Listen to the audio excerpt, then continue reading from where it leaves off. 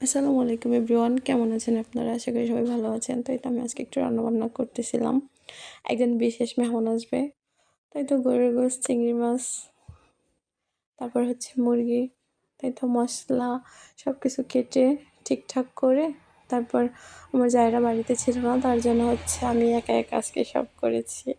তাই তো মেখে বসাচ্ছিলাম, এক এক করে হচ্ছে সবগুলো গুঁড়া মশলা দিয়ে তারপর হচ্ছে ওগুলো মেখে তারপর আমি বেশিরভাগ মেখেই বসাই, কারণ হচ্ছে এভাবে মাংসটা রান্না করলে খুব ভালো লাগে খেতে।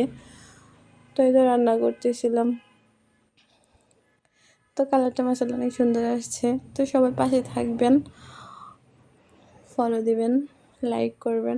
এই হচ্ছে রোস্ট, এটা একটু মিষ্টি মিষ্টি করে করেছি।